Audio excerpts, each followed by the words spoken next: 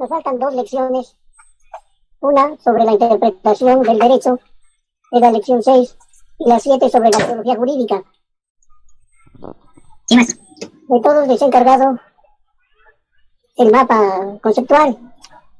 Me tendrán que presentar cada uno su mapa conceptual.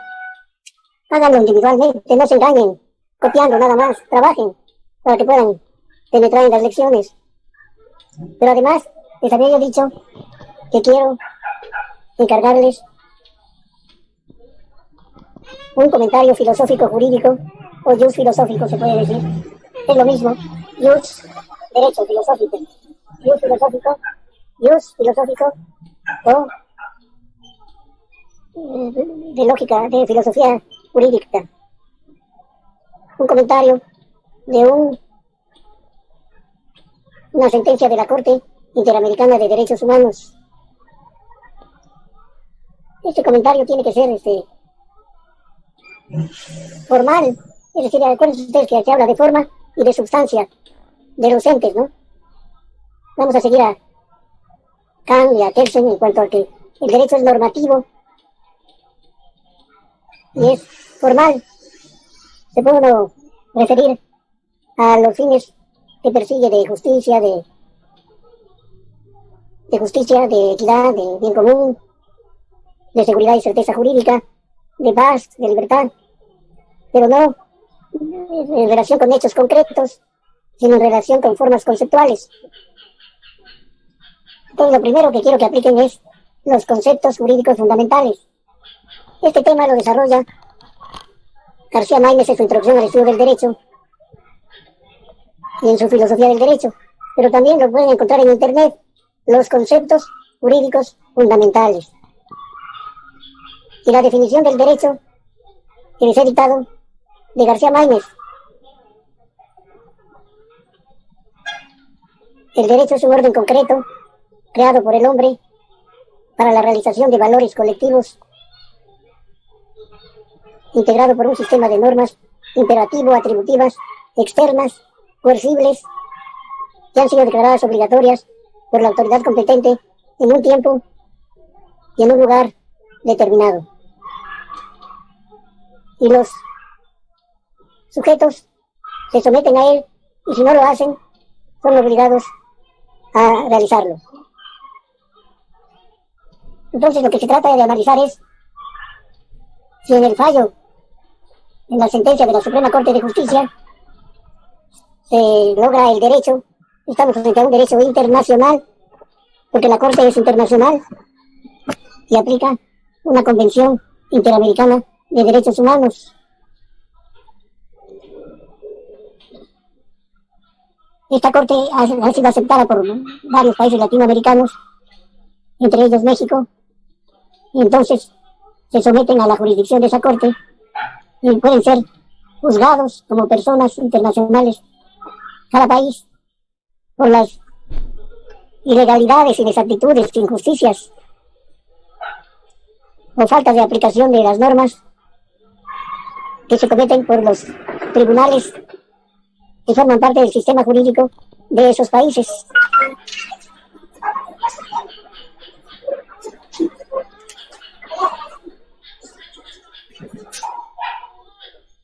Buenas tardes. Buenas tardes.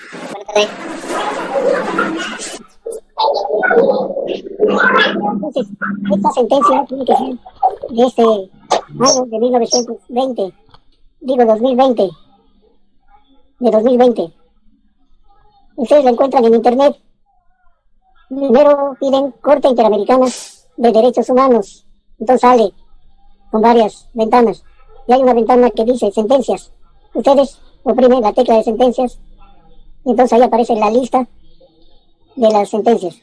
Quiero que sea una sentencia que no haya sido trabajada ya por compañeros de cursos anteriores. Por eso quiero que para la próxima clase me digan ustedes cuál sentencia han escogido para que les diga yo si se acepta o no se acepta. ¿Está clara? ¿Han entendido? Sí. Sí, también me queda claro. Bien, entonces, además de los conceptos jurídicos fundamentales, si se realiza el derecho como conclusión, también la parte axiológica. la que se refiere a los valores que el derecho trata de realizar, la parte axiológica: justicia, equidad, bien común, seguridad jurídica, certeza jurídica, paz, libertad, democracia. La democracia contiene varios valores que trata de realizar el derecho.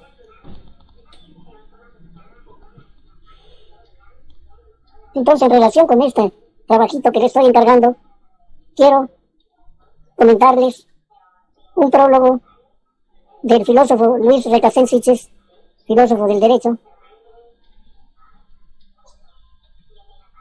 como introducción al libro Derecho y Paz de Hans Kelsen. Este librito forma parte de los muchísimos libros que publicó Hans Kelsen durante su estancia en la Universidad de Harvard, en Estados Unidos. Kelsen, judío, nació en Praga, pero a los 3 años fue llevado por sus padres. Su padre era de origen escocés.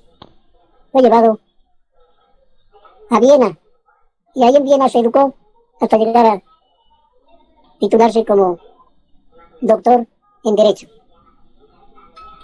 Como ya hemos comentado, es el jurista más grande del siglo XX,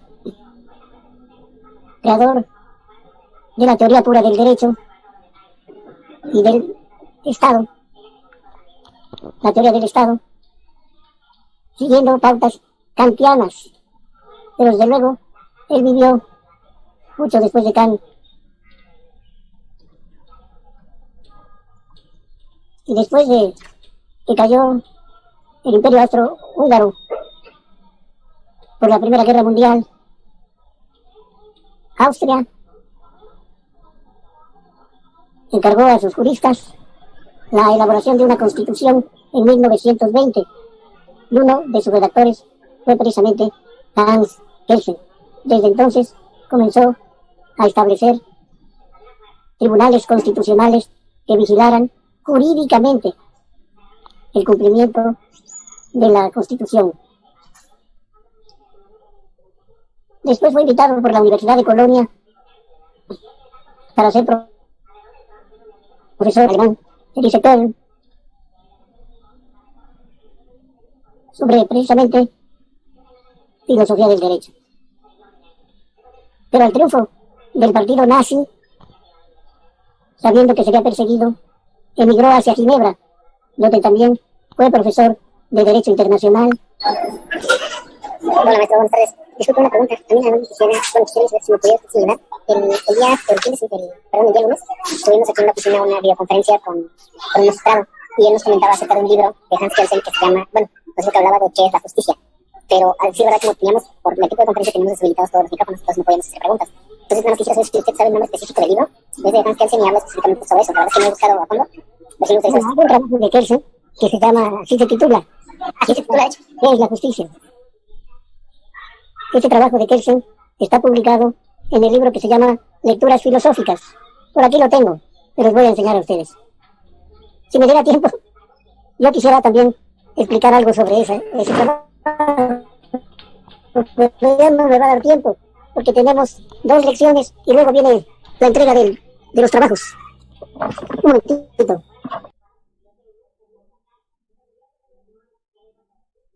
Precisamente se llama ¿Qué es la justicia? De Hans Kelsen.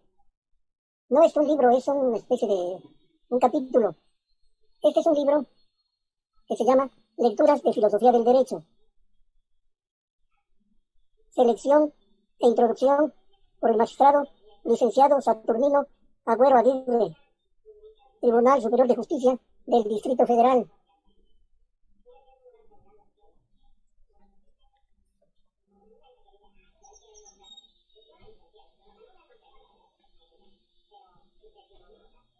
Fue publicado por el Tribunal Superior de Justicia. Les voy a decir el año en que fue publicado. Es una obra en 2 tomos.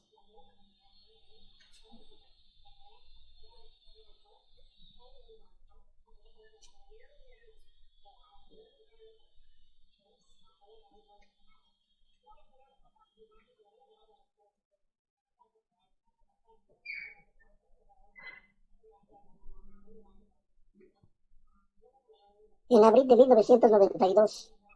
Abril de 1992.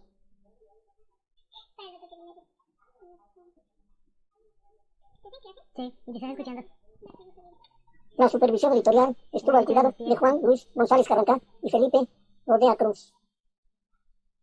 Fue impreso en Lito Impresores Capsa, Sociedad Anónima de Cheve, pero por solicitud del Tribunal Superior de Justicia, este es el segundo tomo. Además de pues, ese trabajo sobre Hans Kelsen, tiene también un trabajo sobre Kant, con el mismo título.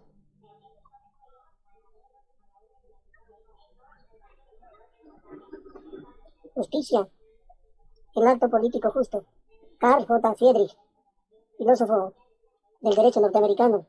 Justicia y equidad. John W. Chapman. La justicia como ideal y como ideología. Jenkins. Iredell Jenkins. Significado de la justicia. Frank Nicht. Justicia e igualdad. Richard McCown. La justicia y las aspiraciones del pueblo. La justicia en la filosofía de John Locke, Raymond Collins y otros artículos más. Este es un libro grueso, como pueden ver. No, o sea, no la clase, yo estoy grabando ahorita el vídeo. Pues bien, volviendo al libro de Kelsen, de Kelsen sí se hace la presentación del libro y una breve reseña de la vida de Kelsen, que después de estar en Ginebra, estuvo en París, estuvo en varias universidades europeas, donde no estaba el fascismo, y después vino a Estados Unidos a la Universidad de Harvard. Su obra es muy rica, vaya, muy grande, una producción admirable, una producción jurídica intensa, admirable. Y la divide, la sintetiza en cuatro partes casensis. La primera es la de los trabajos de teoría pura del derecho y del Estado, que constituyen la obra más importante, por virtud de la cual ha obtenido su mayor fama y es considerado con justicia ya como uno de los grandes clásicos del pensamiento jurídico. B. Las aportaciones a la historia de las ideas políticas, es decir, el hecho de que excluya las ideas políticas y las ideas valorativas del derecho, la teoría pura del derecho, su teoría pura del derecho, no quiere decir que no le interese la política. También escribió sobre política y sobre sociología. Las aportaciones a la historia de las ideas políticas, tanto del pretérito como del presente, y las defensas de la democracia y de la libertad. C. Los libros de dogmática jurídica en el campo del derecho constitucional, del administrativo y del internacional. Y D. Algunas aportaciones a la sociología y a la historia del derecho. El filósofo veracruzano Fernando Salmerón, fundador de la Facultad de Filosofía, aquí en Jalapa, Filosofía y Ciencias y Letras, estudió en la Facultad de Derecho y su tesis fue la sociología de Hans Kelsen. Ahora bien, el que hace este caso de análisis de que Kelsen se refiere a las formas jurídicas.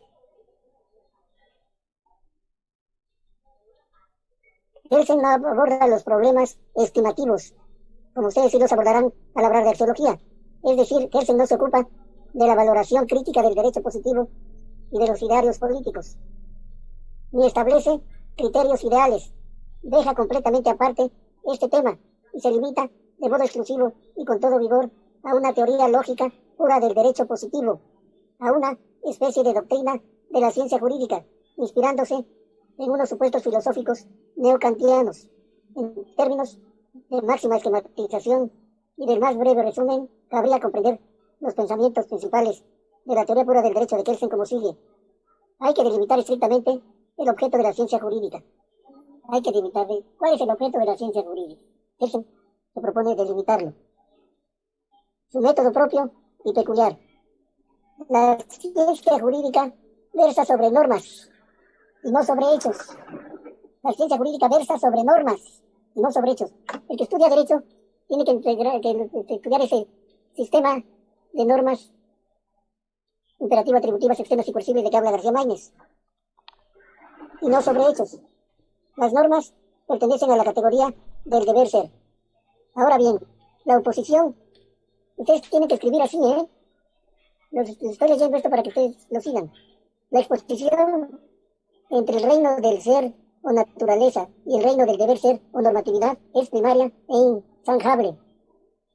Mientras nos movemos exclusivamente dentro del marco del conocimiento lógico formal, porque el objeto de la ciencia del derecho se haya constituido por normas.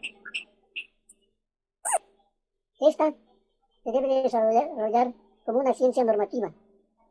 Este carácter se manifiesta en ella de un doble modo, positivamente, en tanto que, como estudia normas, los conceptos lógicos para aprenderlas pertenecen al plano categorial del deber ser. Negativamente, en tanto que no se ocupa de hechos, no trata de fenómenos, no explica realidades. Basándose en este razonamiento, propugna que se excluya del campo de la teoría jurídica, en sentido estricto, todo lo que constituye ingredientes que pertenecen al reino del ser. Esa es la primera parte de su trabajo, aplicar los conceptos jurídicos fundamentales. En eso tiene que seguir esta orientación que él señala.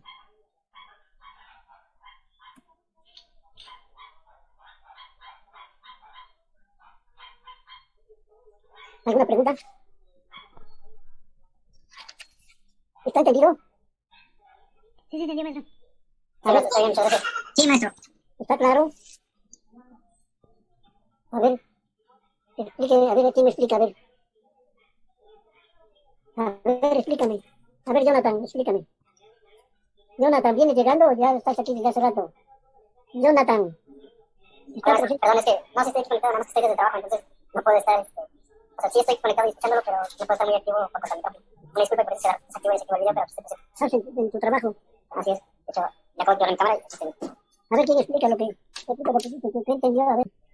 Porque si no estoy sembrando, Galo, en tierra infértil. A ver, ¿quién me explica? ¿Qué, maestro? A ver. ¿Me escucha? Ah, sí. Bueno, usted lo que básicamente dice es que Maynez está estableciendo básicamente un concepto de derecho y también abarca desde la visión de Kelsen, que abarca también una visión en parte sociológica.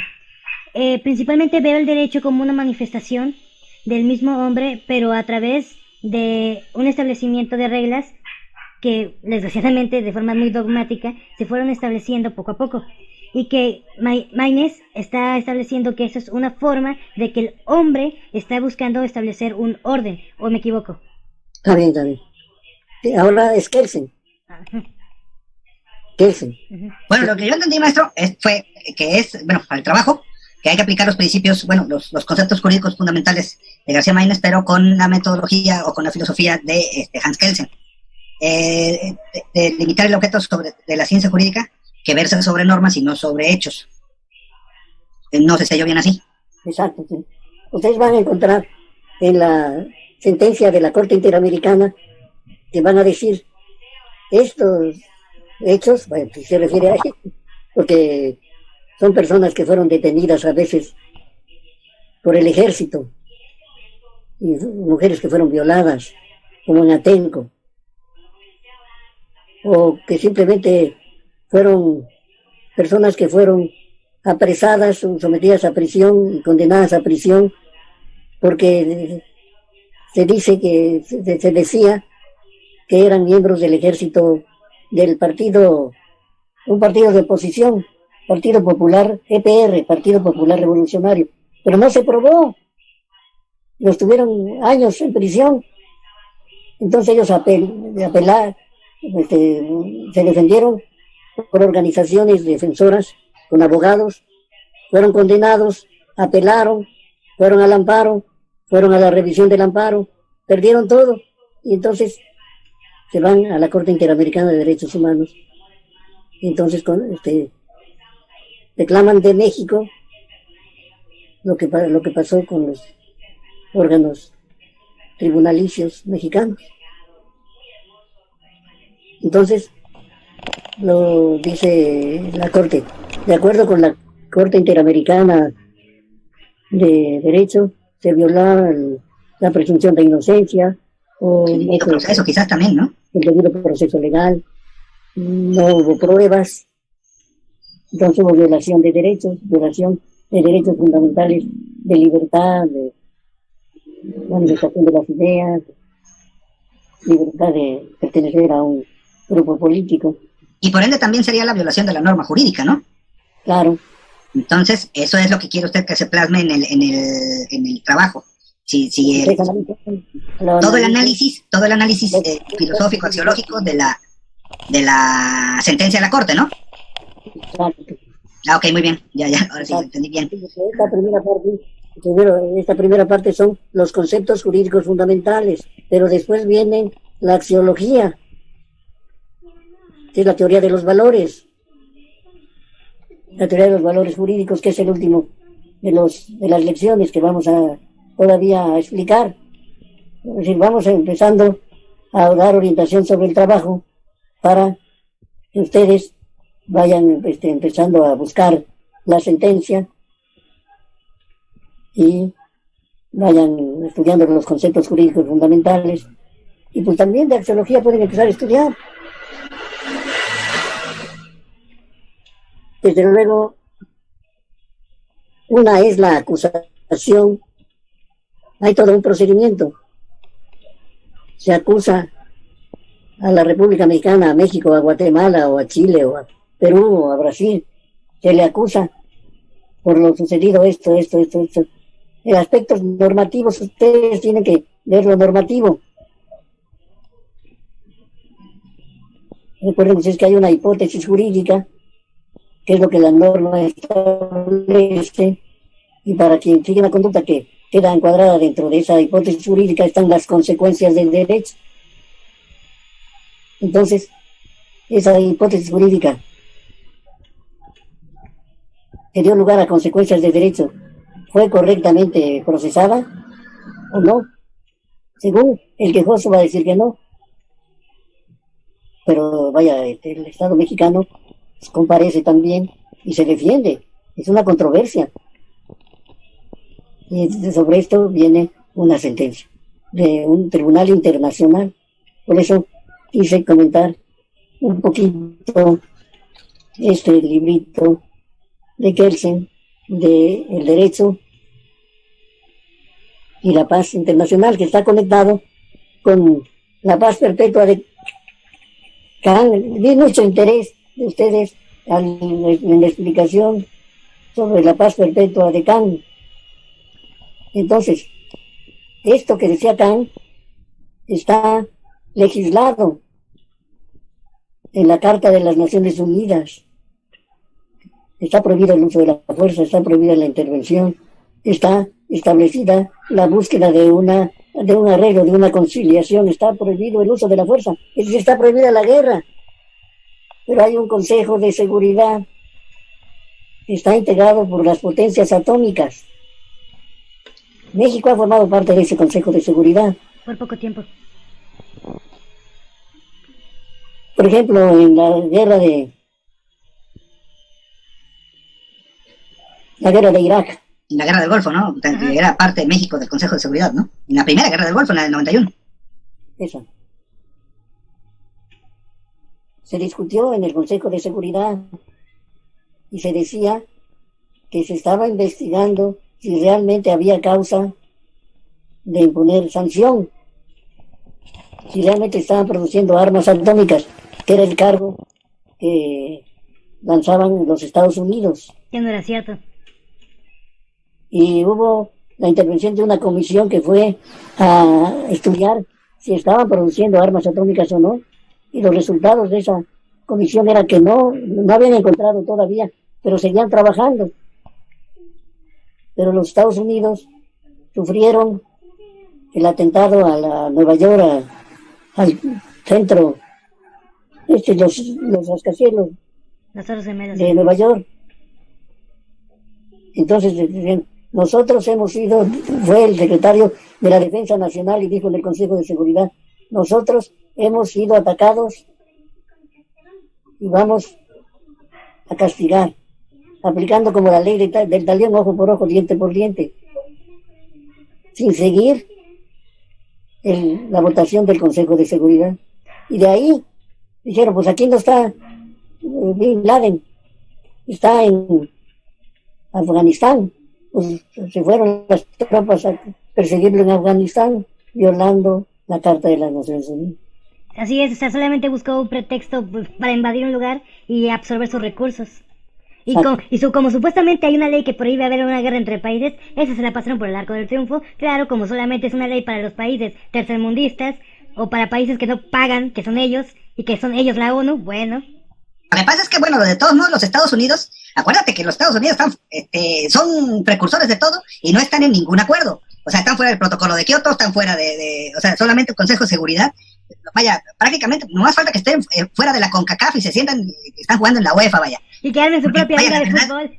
Todos los Estados Unidos hacen todos los tratados y están fuera de todos ellos. O sea, eso es lo que una fuerza intervencionista como la que tienen ellos, pues no es, debería de tener eso, debería de apegarse a la Carta de los Derechos Humanos, debería de apegarse al Protocolo de Kioto, debería de apegarse a la CEDAW, a todos esos tipos de tratados y de acuerdos internacionales, y no lo hacen.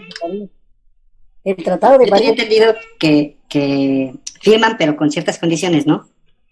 O sea, cuando firman con los que han firmado, ¿no? O sea, pero no aceptan, como desgraciadamente a veces hacemos en México o se hace en otros países, que se acepta la ley que ellos o lo que ellos proponen sin ponerle ninguna especie de condiciones que está afectando tu soberanía nacional, ¿no? Entonces, es que ellos dicen que cuando les dicen, a ver, vamos a firmar esto, dicen, sí te lo firmo, pero esto no te lo firmo, esto ponle tal condición, porque es para su beneficio, ¿no? Las letras pequeñas, ¿no? Las cláusulas especiales, ¿no? Las cláusulas. Con el TEMEC, ¿no? O sea, el TEMEC es un tratado total y absolutamente invasivo y beneficioso para los Estados Unidos, ¿no? No sé si ya el maestro, no sé si haya usted leído ya las cláusulas, parte de las cláusulas del TEMEC. Todas las cláusulas del TEMEC son favorables a los Estados Unidos. Por eso Canadá mostró su reticencia a firmarlo, pero pues la presión internacional fue mayor y pues no le quedó de otra a Canadá. Y México, pues vaya, mejor ni hablamos, ¿no? Pero ahí está el AMLO, ¿no? Ya le voy a poner su quieto el Trump. Ay, sí, Trump, perdóname, te voy a ayudar con tu campaña política actual. ¿A qué crees que va a los Estados Unidos el 9 de julio?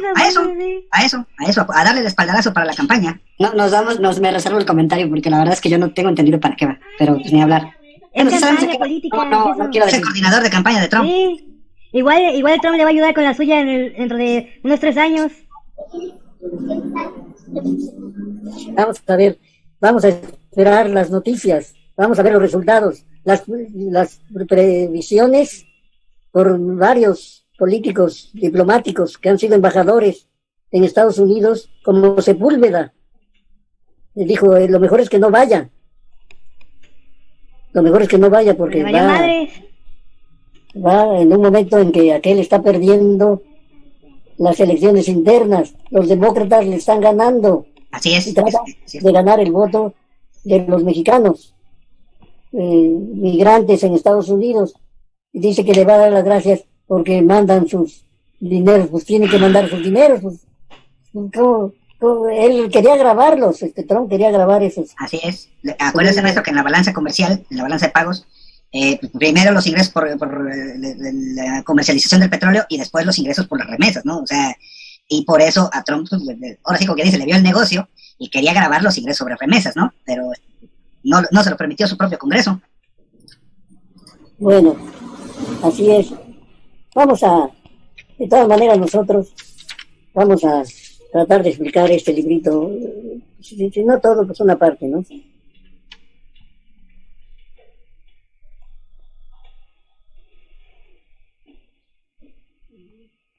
Reconocemos el derecho como la técnica social concreta de un orden coercitivo. Podemos percibir agudamente, dice Kelsen, el contraste que se da entre él y los otros órdenes sociales que persiguen en parte los mismos propósitos del derecho, pero por métodos distintos. El derecho es un medio social y concreto. No es un fin. Derecho, moral y religión los tres órdenes, hay un orden jurídico, un orden moral y un orden religioso, y los tres órdenes prohíben el homicidio, pero el primero, el jurídico, lo hace estableciendo que si un individuo lo comete otro individuo designado por la ley, se encargará de aplicar al homicida una determinada medida coercitiva, prescrita por la misma. La moral, por otra parte, se limita a requerir: no matarás. Y aunque a un homicidio le aplique sus prójimos el ostracismo, muchos hombres se abstienen de matar, no tanto porque quieran evitar el castigo de la ley, sino para escapar a la desaprobación moral de sus semejantes. No tanto desaprobación moral, sino porque hay un orden moral también, ¿verdad? Con todo, aún subsiste la enorme distinción entre derecho y moral, que consiste en que la reacción del derecho es una medida coercitiva, socialmente organizada, establecida por el orden jurídico mismo, en tanto que la reacción moral contra la conducta inmoral no figura establecida contra la conducta inmoral, no figura establecida en esta, no está organizada en la sociedad.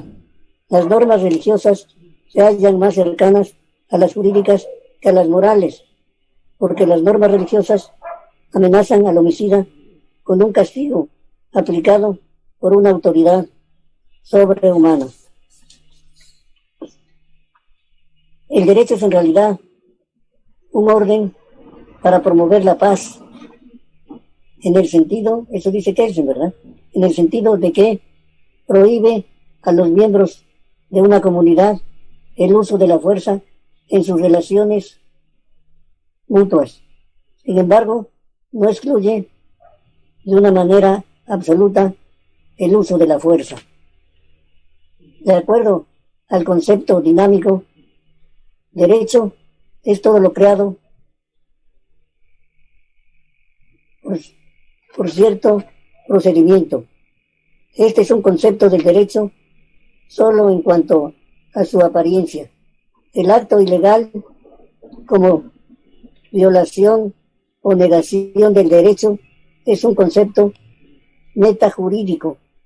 Desde el punto de vista de la teoría jurídica, un acto legal no es una violación o negación de derecho, sino una condición especificada por el mismo derecho.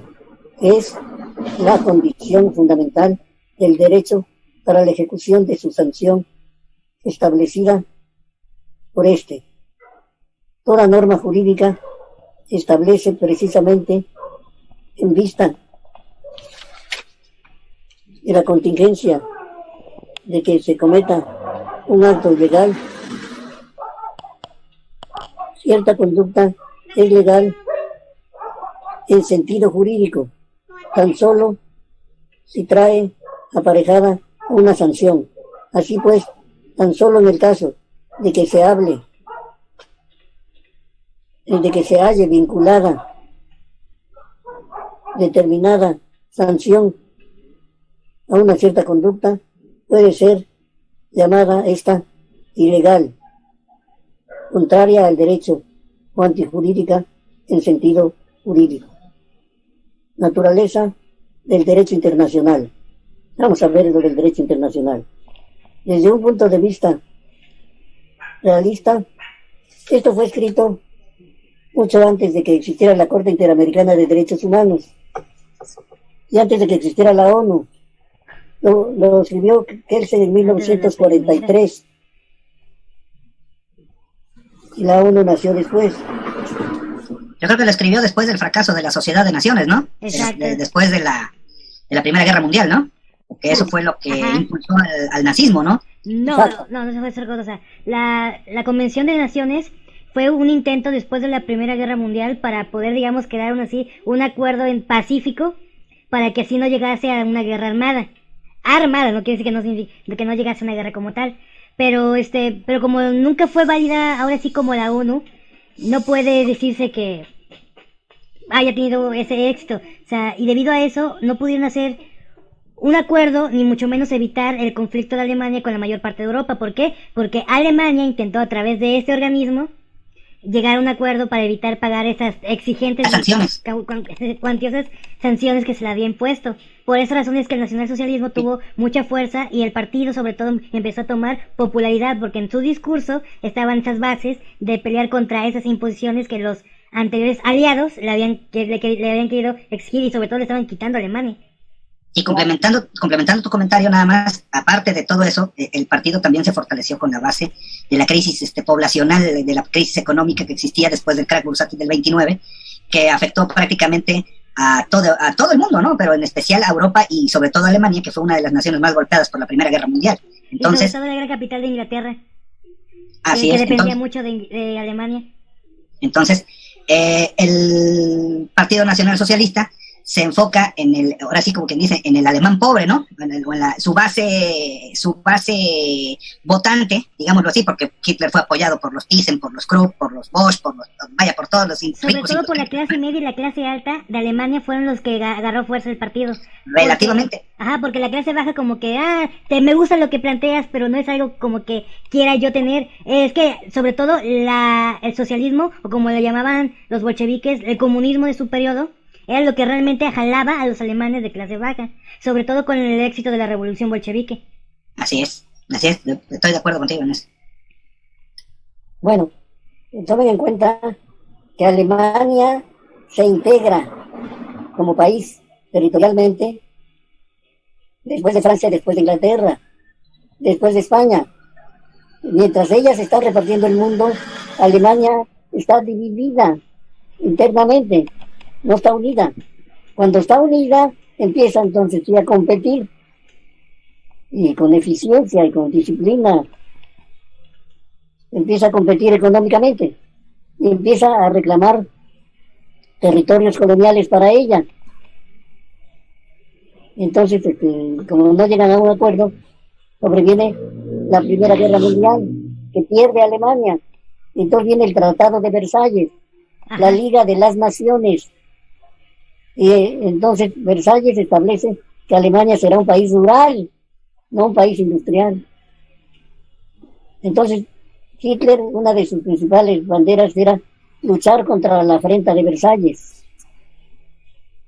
El Tratado de Versalles fue su primer ataque y principalmente fue ese el discurso. Era una afrenta, ¿verdad? Y eso pues llegaba al alma del pueblo alemán. Y además, desde antes creo que había, desde antes, maestro, creo que había tenido el problema porque antes era un imperio, ¿no? Ajá. O sea, originalmente antes de la primera era un imperio que se llamaba Imperio Austrohúngaro, ¿no? Que era muy grande. No, era el Imperio Prusiano. El Imperio Prusiano. O sea, todo el movimiento... Imperio Austrohúngaro es otro imperio. O sea, todo el movimiento nacionalsocialista y más bien todo movimiento social siempre, pero siempre se va a basar en la nostalgia de un anterior poder.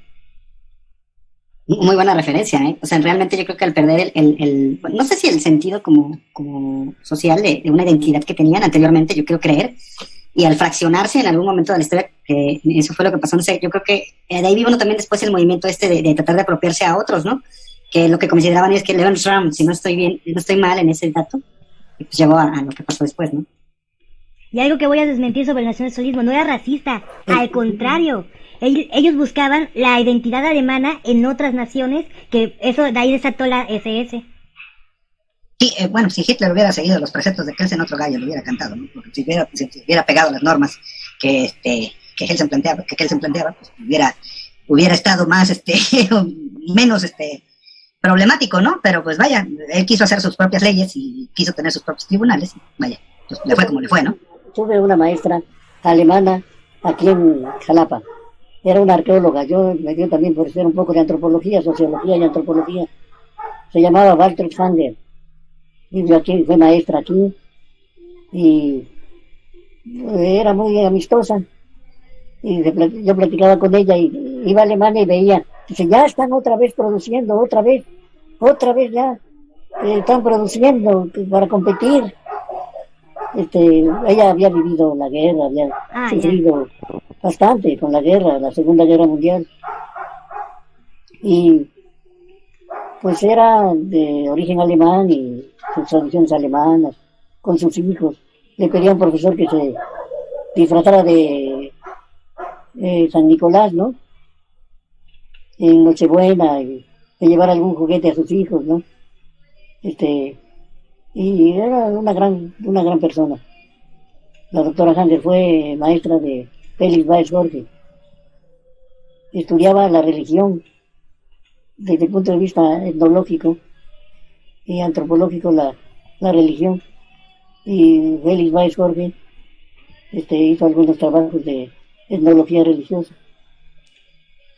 Pero ella había vivido la guerra y entendía los problemas de Alemania, había tenido que emigrar a México y no era una admiradora de Hitler de ningún modo. No, pues no todos eran. Hitler, pues la primera parte, cuando se lee uno la historia de Alemania, la primera parte de su ejercicio del poder es socialista, porque el partido era nacional socialista.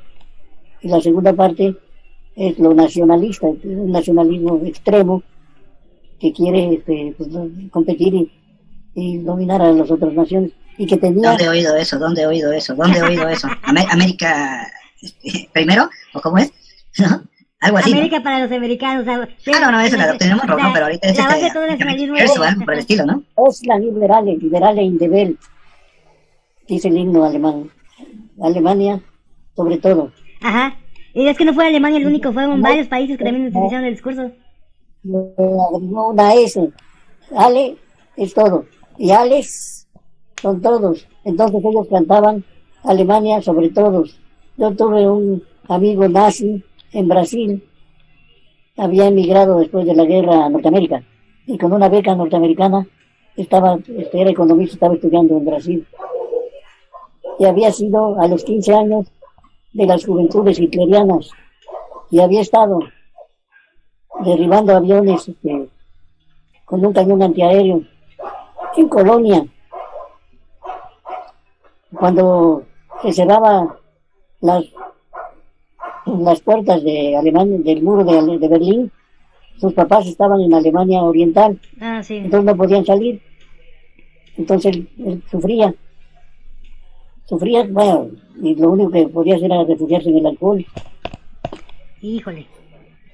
Y entonces me lo encontré una vez y yo latinoamericano, que yo no conocía Europa y todo, decía yo, oh, Hans, tú que vienes de Alemania, que vienes de Europa y de Colonia, el gran desarrollo, el pueblo más filosófico, según decía el francés Romain Rolland, en el Juan Cristóbal, habló de la amistad de Francia y Alemania, y de la vida de Beethoven, y Romain Rolland, y decía, si hubieras vivido lo que yo, no estarías diciendo eso.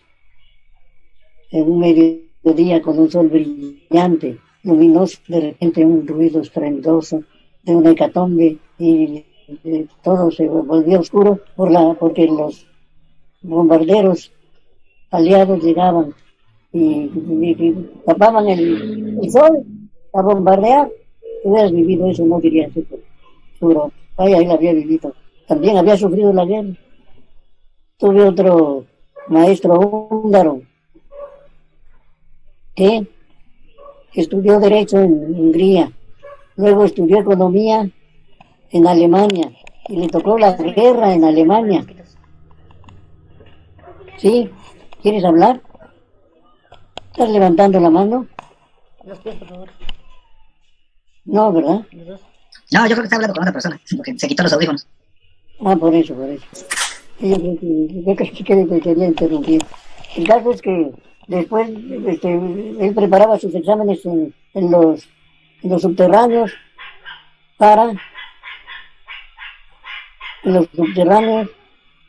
librarse de los bombardeos y presentaba sus exámenes de economista y se fue a los Estados Unidos y en Estados Unidos estudió ciencia política y tenía un hermano en San Pablo, Brasil, y a través de su hermano consiguió que lo nombraran profesor en donde yo estudiaba y llegó a ser profesor, fue mi maestro. Había vivido la guerra también. Pero él consideraba que Hitler estaba loco, que Goebbels estaba loco. Pero después, cuando vio el libertinaje de los jóvenes alemanes, la drogadicción y todo el desastre educacional, entonces recordaba la disciplina alemana. Es decir, había vivido, ¿no? Lo había vivido. Entonces, de repente, como que se empachaba un poco. Ese con el neocapitalismo alemán de los 50 se destrampó la juventud en Alemania y se vivió un país que si no hubiera sido por la misma naturaleza competitiva que tienen los alemanes y la misma naturaleza productiva que siempre han tenido, si hubiera sido un país de Latinoamérica se hubiera vuelto un desastre, ¿no? Pero es Alemania y Alemania es de los que, oye, ¿qué harías si manejaras sin licencia? No, es que no puedes. Oye, pero es que tendrías que salir. No, es que no puedes. O sea, yo no puedo salir a manejar sin licencia en Alemania. ¿Por qué? Porque es una norma, como lo estamos platicando ahorita, ¿no? Y las normas en Alemania se siguen a rajatabla. Entonces, a la disciplina alemana, eso fue lo que lo salvó, porque después de la guerra estoy viendo ahorita, tengo aquí un escrito que precisamente de Kelsen, que analiza a Kelsen y a Morgenthau, otro filósofo, también jurista, que ofrece una visión totalmente contraria. El plan Morgenthau era regresar a Alemania a la primera, o lo que decía Carlos, a ser un país agrícola, pero ya después de la Segunda Guerra Mundial. El plan Morgenthau es un plan muy agresivo y se supone que dejaba a Alemania como si fuera en la Edad Media, ¿no? Entonces, después tuvo que apoyar Estados Unidos con el plan Marshall para la reconstrucción de Alemania. De Europa, de toda Europa. Así es, pero si hubiera sido con el plan Morgenthau, Alemania hubiera regresado a ser un país feudal, un país medieval, ¿no? Pues no es tanto eso de que se volviera agrícola o feudal. Lo que los alemanes querían era ese poder que había tenido el Imperio Prusiano. O sea, básicamente su posición en toda Europa y lo que se volvió posteriormente el mundo, lo que hoy sustentaría a Estados Unidos y ahora en ese momento lo que sustenta a China, no tanto por el hecho de que sean agrícolas. Lo que pasa es que lo querían regresar y le querían quitar toda la industria pesada a Alemania con ese plan. Le querían quitar industria y le querían quitar comercio. Y querían dejarlos como una nación, o sea, lo que decías tú con lo del Tratado de Versalles. Uh-huh. Querían hacerlo agrícola, pero ya eran otros tiempos, ya eran los 40, ya existía el comunismo como fortaleza. La ideología marxista era una fortaleza tremenda con Rusia, con la Unión Soviética y con China, y los Estados Unidos no se querían quedar atrás, ¿no? Era más marxismo, créeme, que un verdadero socialismo, porque si tú revisas el punto en donde se divide el socialismo marxista a lo que es el socialismo original, te puedo decir que es una gran diferencia y nada que ver con lo que planteaba Marx, a lo que lamentablemente los bolcheviques plantearon ellos como su comunismo y su socialismo, que partía de básicamente una ideología más que nada politizada que científica humanista. De hecho, yo creo que el último comunista marxista, seguidor de la filosofía marxista, fue Lenin.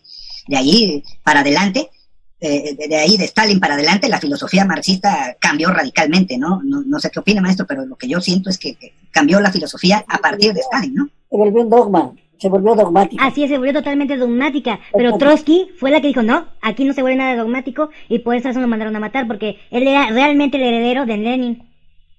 Seguidor de la filosofía de Marx. Escuela de Frankfurt, en Alemania. Escuela de Frankfurt. Uh-huh. Con Adorno, con Horkheimer, a la cual pertenece actualmente Habermas, aunque ya ha evolucionado, se ha transformado. Pero en su primera etapa se propuso continuar las investigaciones, no repetir dogmáticamente el marxismo, sino continuar las investigaciones de Carlos Marx, para avanzar, para... Sí, yo estoy totalmente de acuerdo con el maestro, sí, se trató de avanzar, pero... Jean-Paul Sartre, que fue simpatizante del sovietismo, de la Rusia soviética y todo, ¿no? Incluso escribió la crítica de la razón dialéctica. O sea, el razonamiento que usaban ya no era dialéctico realmente, por eso lo critica, porque no es la dialéctica hegeliana, sino era el capricho ya, el autoritarismo. El totalitarismo. Y eso fue por parte de Stalin. porque él fue el que principalmente se encargó de esparcir la nueva internacional, por decirlo así, pero a tal punto de que fuese totalmente centralizado el poder. Y eso a Trotsky no le gustaba, y cuando él salía a contradecir básicamente a Stalin, fue uno de los motivos y uno de los tantos puntos que le causó también su muerte y mandarlo a asesinar aquí en México. Así es, así es. La revolución permanente que planteaba Trotsky, que Trotsky pregonaba, ¿verdad? La revolución permanente, no, que no se detuviera. Y que lamentablemente, pues, esa lucha de Trotsky, pues, digamos que perduró el discurso de la lucha permanente, porque es cierto, la lucha nunca acaba, pero lamentablemente, como se abandonó la vieja izquierda, la nueva, pues básicamente es una lucha de izquierdista realmente burlesqueada, o sea, de puro burgués, realmente, todo el mundo escribiendo en sus iPhones, desde sus iMacs, pero realmente una lucha de la izquierda ya desapareció hace mucho. De acuerdo, estoy de acuerdo. Sí, yo creo que ahorita ya el actor político, bueno, no sé, tal vez me esté saliendo el tema, ¿no? Pero yo creo que el actor político ya ni siquiera va a las calles, ¿no?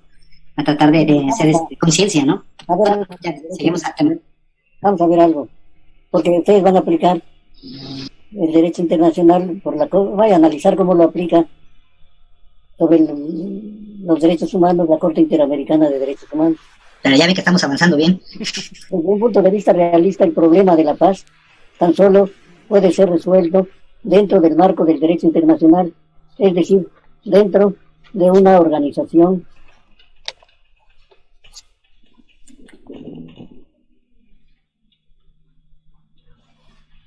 cuyo grado de descentralización no rebase el límite compatible con la índole del derecho internacional. Por lo tanto, una solución del problema dentro del marco del derecho internacional viene a significar una solución del problema de la paz mediante una organización internacional cuya centralización no llegue al grado de que el derecho internacional quede eliminado en las relaciones entre los estados comprendidos dentro de esta organización. Es decir, significa que fue lo que pasó con la Rusia, las repúblicas soviéticas. Significa una solución del problema de la paz por el establecimiento de una comunidad de estados, de suerte que no llegue a alterarse el derecho que rige sus relaciones hasta tal punto que este derecho deje de ser el derecho internacional para convertirse en nacional. El derecho internacional será derecho en sentido coercitivo si tan solo permite una medida coercitiva de intereses de otro como reacción contra un delito cometido por este, y se prohíbe el ejemplo de la fuerza para cualquier otro fin. Es decir, podremos considerarlo como derecho si la medida coactiva que se llevó a cabo como reacción contra el delito o la ilegalidad puede interpretarse como una reacción de la comunidad jurídica internacional. El derecho internacional será derecho en el mismo sentido que no es el derecho nacional si el material que aparece como sedicente derecho internacional podemos describirlo de tal manera que el empleo de la fuerza de un Estado contra otro solo pueda interpretarse como delito o como sanción. La idea de que la represalia, es decir, una intervención limitada en la esfera de intereses normalmente protegidas de otro Estado, tan solo se admita como una reacción a un daño causado por este Estado. Tiene una acepción universal y forma parte incontestablemente del derecho internacional positivo. Ordinariamente, tal intervención se llama guerra, porque es un acto ejecutado por la Fuerza Armada, por el Ejército, la Marina y la Fuerza Aérea. También este acto tan solo tiene carácter violento si encuentra resistencia. Los diferentes estados, es decir, los estadistas que los representan, consideran la guerra como un acto ilegal, prohibido en principio por el derecho internacional general y que tan solo está permitido como reacción contra un entuerto sufrido. Esto prueba la existencia de una convicción jurídica que está de acuerdo con la teoría del bellum justum. la guerra justa. Es la única que se admite, no la guerra injusta, no la guerra de invasión, no la guerra de conquista. Esta convicción se manifiesta en el hecho de que los gobiernos de los estados que recurren a la guerra tratan siempre de justificar su proceder ante su pueblo, como también ante el mundo en general. En cuanto a sus cualidades técnicas, el derecho internacional general es un derecho primitivo, como lo hace patente, entre otros aspectos, el hecho de que carece enteramente de un órgano especial encargado de la aplicación de las normas jurídicas a los casos concretos. Por eso les digo a ustedes que lo escribió antes de que hubiera estas cortes de derechos humanos, porque ahora sí se permite. Todas las bases para todo ese tipo de derecho internacional, ¿no? Para ese tipo de declaraciones de derechos humanos y civiles, ¿no? Vale.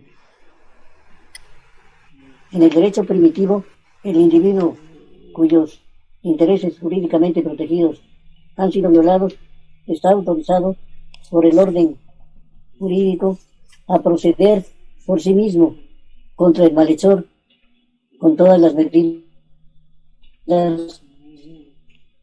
coercitivas establecidas por eso en el caso de Irak y luego de Afganistán. Esto se llama autoayuda o justicia por la propia mano. Cada individuo realiza por su cuenta la defensa y aplicación del derecho. La venganza de la sangre es la forma más característica de esta técnica jurídica primitiva. Se puede sacar la conclusión de que el derecho internacional general, caracterizado por la técnica jurídica de la autoayuda o justicia por la propia mano, puede ser interpretado de la misma manera que un orden jurídico primitivo, caracterizado por la institución de la venganza de la sangre. Se puede considerar al derecho internacional como un verdadero derecho porque puede considerarse como un orden coercitivo que reserva el uso de la fuerza a la comunidad internacional. Esto es, establece un monopolio del uso de la fuerza. El monopolio del uso de la fuerza significa que la interferencia violenta en la esfera de intereses de un sujeto al orden debe considerarse o bien como ilegalidad o como sanción. En este último caso, el sujeto que, hallándose investido de poder por el orden jurídico, aplica al violador de este una sanción prescrita por él mismo, en otras palabras, ejecuta o aplica el ordenamiento contra un violador de este, tal sujeto aparece como un órgano del orden jurídico y por lo tanto como un órgano de la comunidad constituida por él mismo. Esto quiere decir que si el acto coercitivo, en vez de constituir una ilegalidad, está permitido por el orden como una sanción, en vez de constituir una ilegalidad, está permitido por el orden como una sanción, porque es una reacción contra una ilegalidad, y si el sujeto que lo aplica está investido de poder por el orden, este acto puede considerarse como una función del mismo, lo que viene a ser igual de la comunidad constituida por él. La comunidad constituida por el orden actúa mediante la persona investida de poder por este. Esta es una expresión figurada que significa que el orden establece una acción o, dicho de otra forma, el individuo que actúa está autorizado por el orden. En virtud de lo dicho, cabe decir que un Estado que, autorizado por el derecho internacional, aplique contra otro que lo ha violado la sanción prescrita por ese derecho, es decir, que recurra a las represalias o a la guerra como un órgano de la comunidad jurídica internacional o, expresado de otra forma, es la comunidad jurídica internacional la que reacciona contra el violador del derecho por medio de un Estado que recurre a represalias o hace una guerra justa. Y la intervención por medio de la fuerza en la esfera de intereses de un sujeto permitida por el orden tan solo como una reacción contra una ilegalidad, entonces el uso de la fuerza se haya reservado a la comunidad, lo que es lo mismo, constituye un monopolio de esto. El uso legítimo de la fuerza se atribuye a la comunidad, incluso en el caso de que aparezca como un acto de autodefensa o de hacerse justicia por la propia mano, es decir, incluso cuando aquel cuyo derecho ha sido lesionado está autorizado.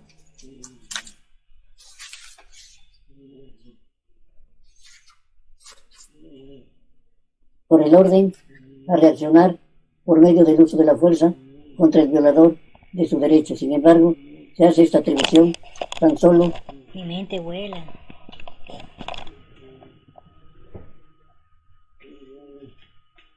cuando el uso de la fuerza está permitido para la comunidad únicamente como reacción contra una ilegalidad. Les voy a mandar el trabajo. Por internet se puede mandar, ¿verdad? Sí, sí se puede, maestro. Oiga, maestro, yo tengo, bueno, estoy oyendo detenidamente y quiero, no sé, reflexionar. Kelsen se iba sobre la norma y el hecho, el hecho y el valor no lo tomaba tanto en cuenta como al contrario Kant, ¿no? Kant era más de principios y de hechos y de valores en la paz perpetua, ¿no? En el enfoque de teoría pura del derecho, de teoría pura del Estado. Pero cuando él habla de historia política, habla de la época de Dante, de la época de Platón, hace historia, cuando analiza políticamente o sociológicamente, entonces sí habla de valores.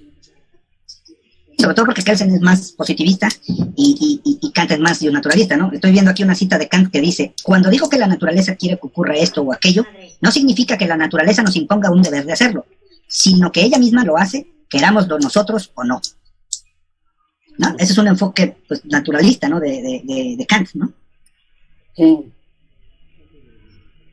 Y que está explicando la evolución, las transformaciones, como la pandemia. La pandemia nos está obligando a revisar el orden económico existente, el orden social. Nos está obligando a revisar cuánto se dedica a la investigación científica de la medicina, a una serie de reflexiones que, vaya, es como una guerra. En los Estados Unidos dicen que se está alcanzando una infección a 100.000 diarios. Puede llegar a 100.000 personas diarias, es una cosa tremenda, ¿no? Claro, algunos se salvan, otros no. Hay muchos que sobreviven. Y por eso esta reflexión que le comentaba yo de Kant acerca de la naturaleza, ¿no? Tengo otra reflexión de Kant que dice: un pueblo estaría obligado a someterse siempre a las leyes públicas. Si no lo hace por causas internas, lo hará por las externas. Pues sí, por las realidades externas. Es lo que se está viendo ahorita con la pandemia también. O sea, ahorita todos estamos obligados a hacer cosas que nos están imponiendo las autoridades, más que para cumplir, para protegernos, ¿no? Las autoridades internacionales. Así es. Yo te puedo decir que ahorita el Estado es ineficiente, pero principalmente los que estamos realmente imponiéndonos esas normas somos nosotros, porque más que nada nos mueve el miedo. Y la situación, así como estoy de acuerdo contigo también, el cuidado o la protección a nuestros familiares, ¿no?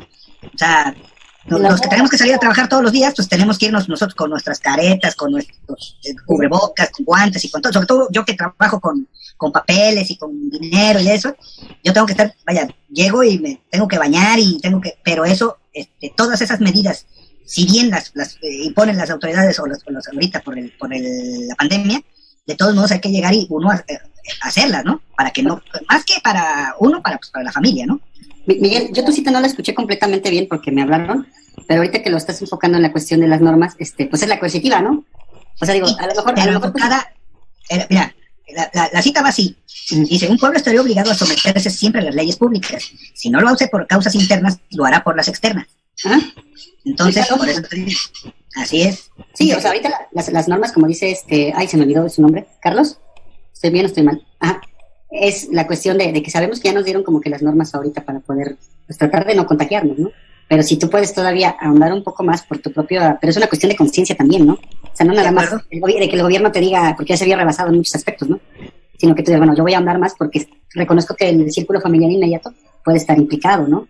Pero la finalidad, bueno, o el objetivo a lo que yo me refiero, Ernesto y Carlos, es sintetizar lo que dijo, bueno, o lo que citó el maestro de Hans Kelsen, que es el derecho internacional, o sea, la paz es coercitiva, porque está regida por un conjunto de normas que se tienen que seguir al pie de la letra, a lo que expresa Kant en la paz perpetua que leímos el sábado pasado, que también estuvimos viéndola, desde el punto de vista de Kelsen, que es un punto de vista positivista totalmente, y un punto de vista de Kant, que es un punto de vista del derecho natural, ¿no? A esa conclusión o a esa reflexión quiero llegar, a hacer un poco de cómo vimos la paz perpetua del sábado pasado, a cómo estamos viendo el derecho por la paz de Kelsen de esta noche, ¿no? De esta sesión. No sé si estoy yo bien, maestro, ¿mal? Está bien, está bien.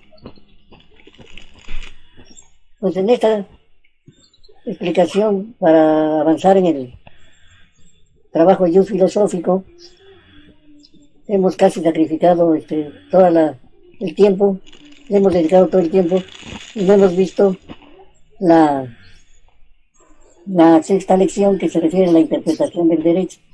Pero vamos a verla en la próxima, la interpretación del derecho y la axiología. Y el próximo sábado, ya creo que ya sería la última clase, maestro. Entonces veremos los dos, ya me dirán cuál han escogido, yo les daré mi aprobación o les diré que cambien. Correcto. Sí, maestro. Por ejemplo, es muy famoso la sentencia en Castañeda-Goodman, que se fue a la corte para defender su derecho a ser votado. Jorge Castañeda, ¿no? El que fue canciller con Fox, creo, ¿no? Exacto. Quiso ser candidato independiente. Varios partidos pequeños le ofrecieron su apoyo, pero él quiso ser independiente y sabía que no iba a poder, porque cuando se fue a registrar no lo registraron. Entonces, si la Constitución dice que es un derecho votar y ser votado, entonces constitucionalmente sí tenía derecho, pero la ley electoral establecía que solo los partidos políticos podían proponer candidatos. Entonces la Corte le resuelve a favor a él, aunque ya habían pasado las elecciones, ya no puede participar, pero trajo como consecuencia que se condenara a México a reformar esos aspectos de los candidatos independientes. Mañana vamos a tener un examen de doctorado, pasado mañana, con una tesis sobre eso. De todas maneras nos vemos el sábado a las 6, ¿verdad? A las 7. A las 7, ¿no? No, ¿a qué hora es? El sábado es a las 11, ¿no? A las 7, a las 11. El sábado es a las 11. Pero la cuestión es que si nos va a alcanzar el tiempo, porque nos estaba diciendo a las 10, no sé, es que no sé si nos vaya a dar el tiempo. Ya, pues. Bueno, pues a las 10. Yo digo para que nos dé tiempo, vaya, para terminar de agotar todos los temas, ¿no? Como ven. Estoy de acuerdo. Yo también. Estoy de acuerdo. A las 10 entonces. A las 10. Bueno, no sé los demás, ¿verdad? Si van a decir que no, pero yo diría porque a veces nos extendemos y luego de todos modos no nos alcanza el tiempo, vamos a quedar a medio. ¿Cómo ven, chavos? Sí, está bien. Sí, perfecto, me parece bien. Sí, por mí también está bien. Entonces a las 10 sería. A las 10. Ok, Me parece muy bien esa hora. Correcto. Sí, nos da tiempo de sacar la resolución a las 9. En tiempo y forma. Tiempo y forma. Está bien presentada, no hay bronca. Pues sí, hay que sacar la resolución y ya nada más para verla con el maestro. Sí, maestro. Sí, perfecto, me parece bien. Bueno, pues entonces aquí terminamos hoy. Buenas noches. Buenas noches, maestro. Gracias, maestro. Descanse. Buenas noches, maestro. Hasta luego. Yo se la mando la lista. Por favor, me pases la lista. Yo se la mando al ratito, maestro. Se la mando por el correo de Eminus, por el mensaje de Eminus. Bueno. Bueno, buenas noches, maestro.